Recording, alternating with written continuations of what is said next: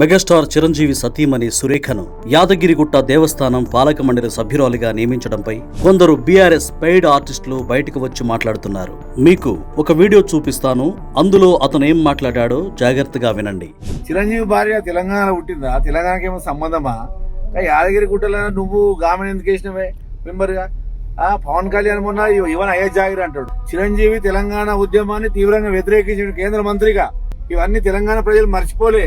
నువ్వు తెలంగాణ ఉద్యమం చేసినవి కాదు, అసలు తెలంగాణ మనిషివేనా అని డౌట్ అవుతుంది మా అందరికి. రేవంత్ రెడ్డి అసలు తెలంగాణనేనా? నీ పూర్వీకులు ఏమైనా ఆంధ్రోళ్ళ మరి పగ తీర్చుకుంటున్నావా తెలంగాణ మీద? చూశారు కదా, సురేఖకు తెలంగాణతో ఏం సంబంధం ఉందని యాదగిరిగుట్ట బోర్డులో వేశారు. తెలంగాణలో ఎవరూ లేరా? రేవంత్ రెడ్డి, నువ్వు తెలంగాణ వాడివేనా? నీ పూర్వీకులు ఏపీ వారేమో అంటూ కొందరు మాట్లాడుతున్నారు. ఇలాంటి వ్యాఖ్యల ద్వారా బీఆర్ఎస్ మళ్లీ ప్రాంతీయ సెంటిమెంట్ ను రెచ్చగొట్టి రాజకీయ లబ్ధి పొందాలని చూస్తోంది. అయితే ఆమెకు పదవి ఇవ్వడం తప్పు అని వాదిస్తున్న వారు ఒక్కసారి పక్క రాష్ట్రం వైపు చూడాలి. ఆంధ్రప్రదేశ్ లో కొత్త ప్రభుత్వం వచ్చిన తర్వాత అక్కడ ఉన్న పెద్ద పెద్ద బోర్డుల్లో తెలంగాణకు చెందిన ఎంతమందికి పదవులు ఇచ్చారో తెలుసా? ప్రపంచ ప్రసిద్ధి చెందిన తిరుపతి టీటీడీ బోర్డులోనే తెలంగాణకు చెందిన 5 ప్రముఖులకు అవకాశం ఇచ్చారు. భారత్ బయోటెక్ జేఎండి సుచిత్ర ఎల్లా, యాదాద్రి శిల్పి ఆనందసాయి, రాజకీయ నాయకుడు నన్నూరి నర్సిరెడ్డి, వ్యాపారవేత్త మహేందర్ రెడ్డి, సోషల్ వర్కర్ అనుగోలు రంగశ్రీలను ఏపీ ప్రభుత్వం బోర్డు మెంబర్లుగా నియమించింది.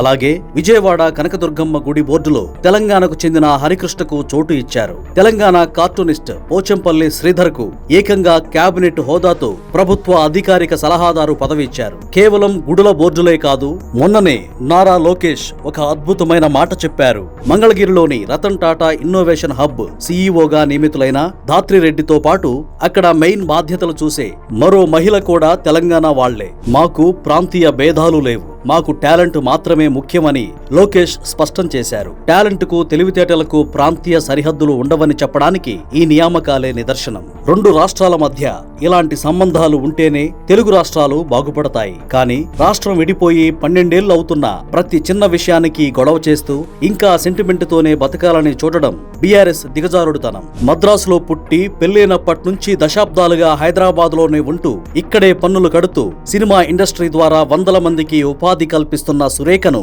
తెలంగాణ వ్యక్తి కాదనడం మూర్ఖత్వం. అలా అనుకుంటే ఎంతో మంది ఏపీ వారు దశాబ్దాలుగా తెలంగాణలోనే ఉంటూ ఇక్కడి ప్రజలుగా మారిపోయారు. చివరకు కేసీఆర్ పూర్వీకులది విజయనగరం జిల్లా అనే విషయం, కేటీఆర్ చదువుకుంది గుంటూరులో అనే విషయం బీఆర్ఎస్ నేతలు మర్చిపోకూడదు. ఇప్పటికైనా ఇలాంటి సంకుచిత రాజకీయాలు బంద్ చేస్తే అందరికీ మంచిది.